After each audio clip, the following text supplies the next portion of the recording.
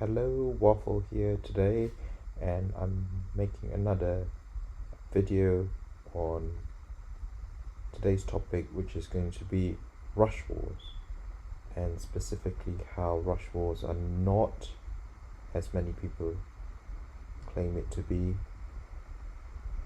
a complete coin flip. So, first of all, when rush wars first came out, it took the community and players a while to figure out the intricacies of rush wars.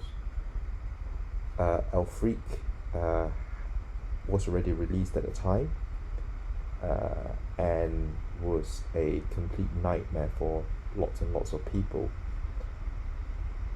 because she would go off, she would cause mindless attack, oftentimes hitting 3 or 4 of your heroes and then stunting your whole team for a period of time, 3 turns, and then by the time you recovered, she would fire again. These days, rush wars, if you know what you're doing, tends to be less of a coin flip, and plus you can improve your chances or ability to being able to one-shot your opponent. So without further ado, the first thing I'm going to do is to bring up some of the examples of top defenses you would expect to face in rush wars, both during regular rush wars as well as tournaments, but with the caveat that in 5-star rush tournaments they do sometimes exclude the color, which can make things a bit trickier. Wouldn't say it's very difficult, but it is sometimes a bit trickier. So let's have a look at examples of defenses.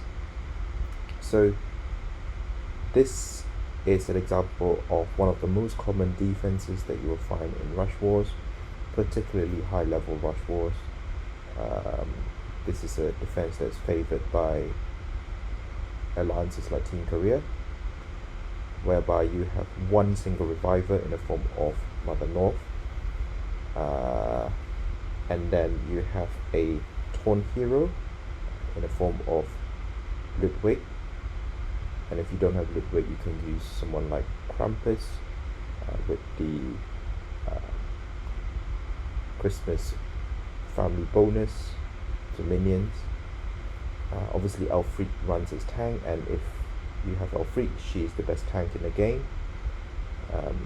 And then flanking her is someone like Lady of the Lake, who, when she gets going, can be a complete pain in the proverbial bottom because her sword minions randomly mana cuts your heroes, and you can end up having 2 or 3 heroes mana cut and not being able to fire. And in the 5th spot is the second Elfric, which generates more pressure on the opposing attacking team. So that's the most common defense that's run by Team Korea. The alternative is one which runs double resurrectors. So I have here example of using Albi in the other wing, and oftentimes you would run regular Mother North there so that you don't overlap with Albi's heal over time. So you have regular Mother North on the left side, and you have costume Albi on the right side, and the rest of the makeup of the team stays the same. Here is something which is a bit more common or getting more popular these days, which is to run double taunters. So you can have a combination of Ludwig, Krampus, Black Knight, and sometimes multiples of them. So I've just put here an example where you have double Elfrics, a single Resurrector, and you have Ludwig and Krampus, although it could be double Ludwig, it could be double Krampus. But the idea is that you have taunters that cause problems and prevent you from doing what you want to do.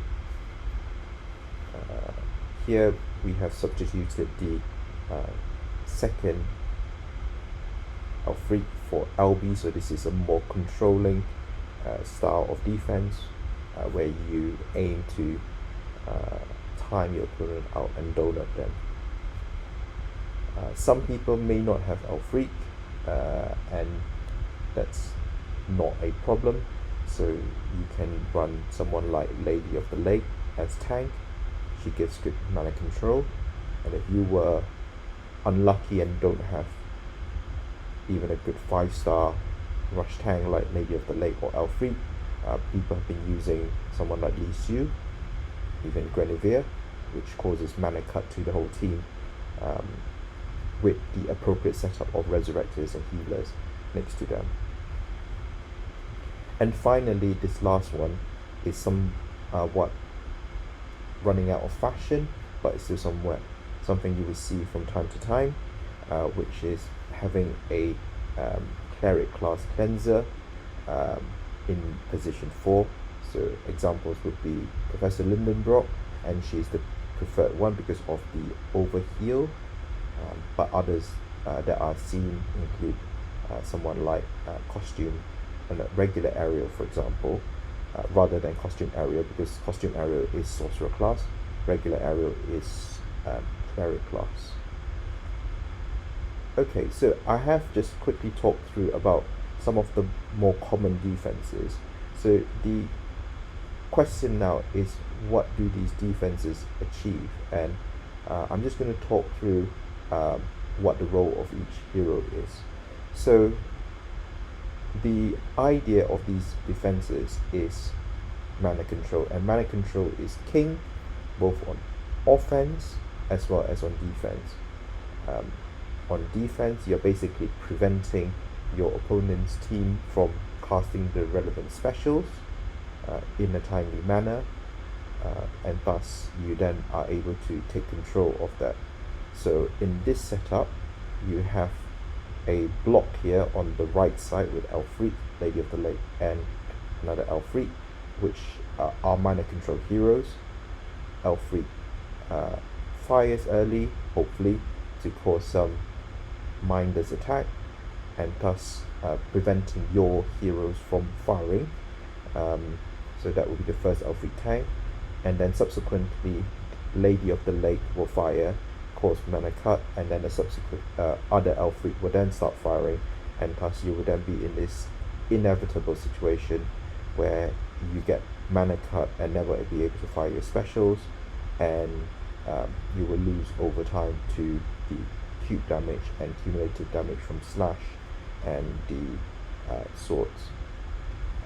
A taunter is very helpful because when charged, it prevents your powerful specials from hitting anyone else other than the taunter himself, which in this case is Ludwig, which means that if, for example, you've had all your specials charged up, but the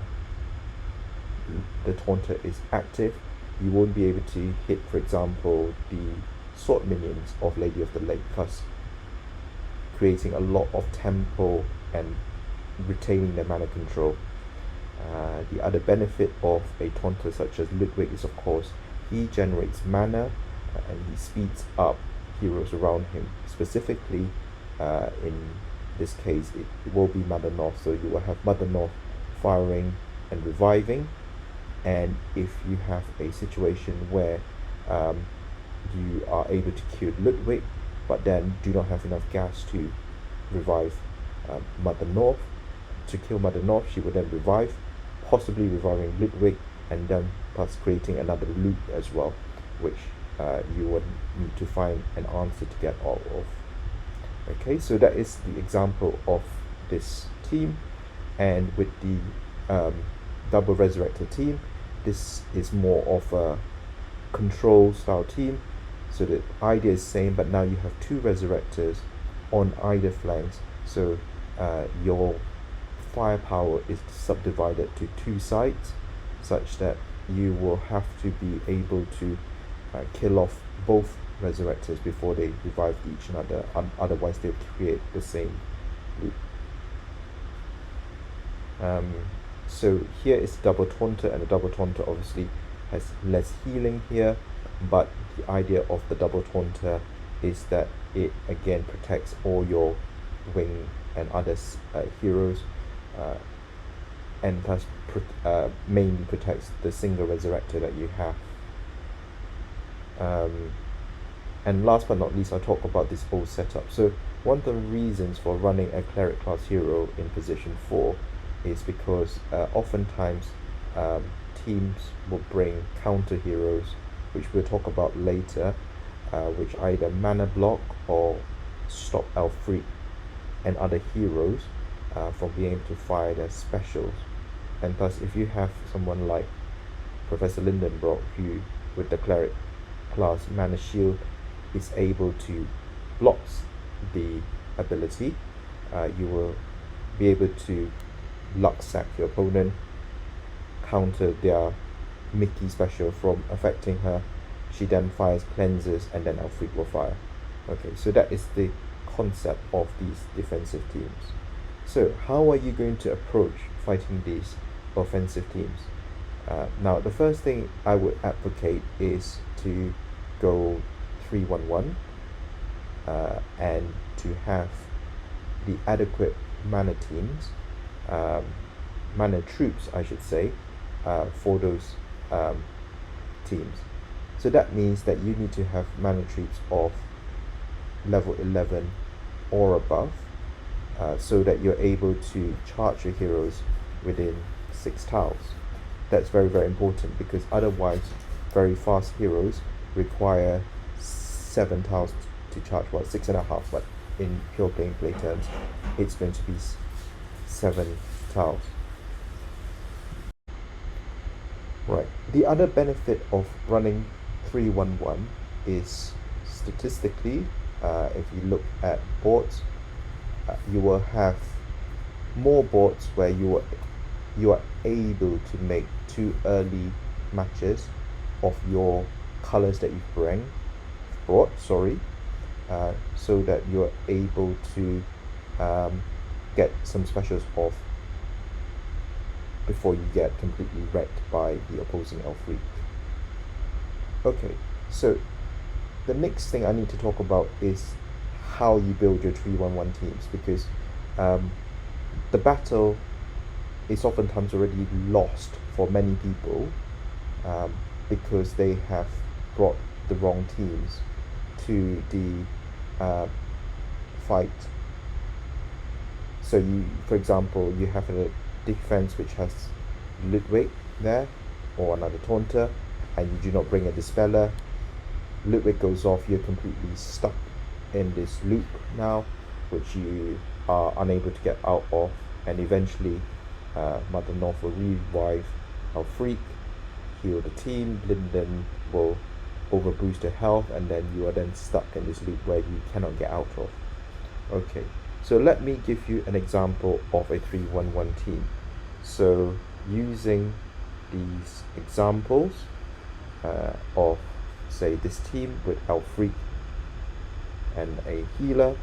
So what you want to do is to be able to have enough firepower in your 3 stack, and then have some answers available in case your you do not get the 6 tiles necessary for your huge 3 stack. So let's go in game here, and let's choose some heroes. So we need firepower. So for example, let's bring a hero like which does lots of damage. So we can say we bring Fallin.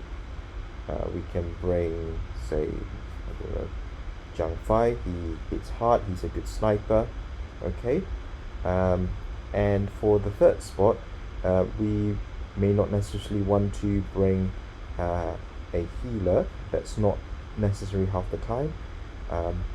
So you could bring someone who is a pseudo healer like Wolfgang, who does damage but also is able to heal your team. But even if, say, I didn't have Wolfgang and I wanted to bring a multi-hit hitter such as Drake, that is still absolutely fine. So the idea here is that if you were able to get two um, yellow 2 times 3 early matches with yellow, you're going to be able to kill lots and lots of heroes. Zhang is very good because he's a high-powered sniper, so he's going to be able to target the opposing Mother North in the corner and kill her. So you get 2 times 3 yellow matches early. You're going to blow up half the defense. You've got plenty of time to go. That's not a problem. Okay, so but say you don't do that. What can you bring to protect yourself? So one thing I like to do is bring a taunt hero. Okay, so I could bring, say, a Black Knight, for example. I'm not going to choose. I'll just choose someone. So it could Black Knight, could be Krampus, could be Ludwig, could even be Shrub Bear if you have him emblem plus limit broken. He's going to be the lightning rod for your team to help protect your team early. And then you need a counter hero. Now, because you have got a Dispeller on the other, so a Taunt hero on the other side, I want to bring someone who is able to counter and dispel. So it could be someone like Lepiota. Okay, so I would then have an answer if Ludwig goes off early, but I also have a Taunt hero to protect my team.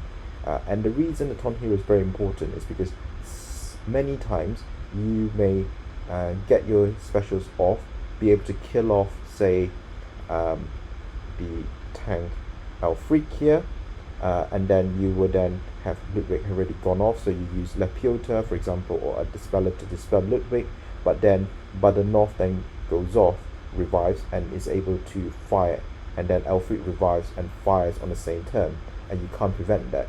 So one of the things you can do to safeguard your team is actually have a Taunter and to have the Taunt active, because that way, even if Mother North revives and you lose that coin flip, and Elfric fires, your team does not get wrecked at the same time.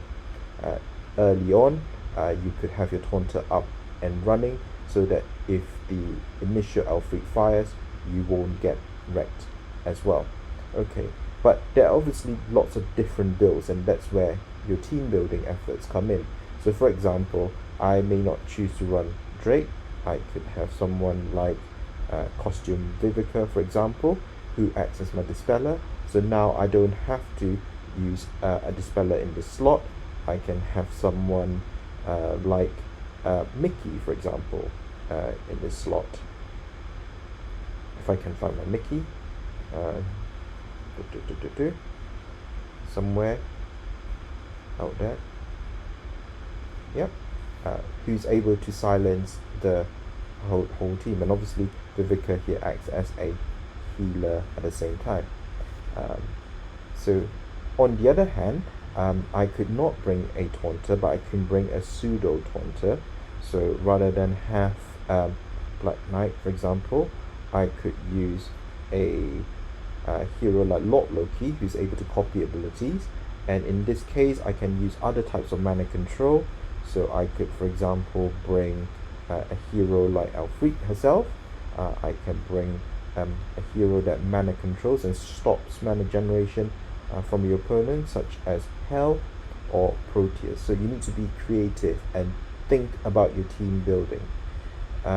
Okay, but what if you were, a fairly cheap to play or free to play player?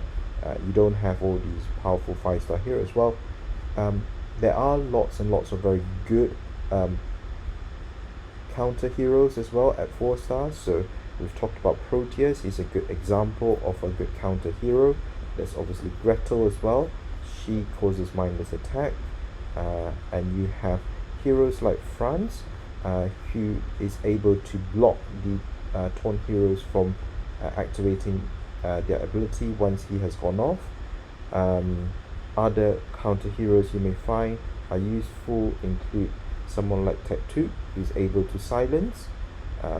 Heroes like Hansel, if I can find him, who also causes mindless attack.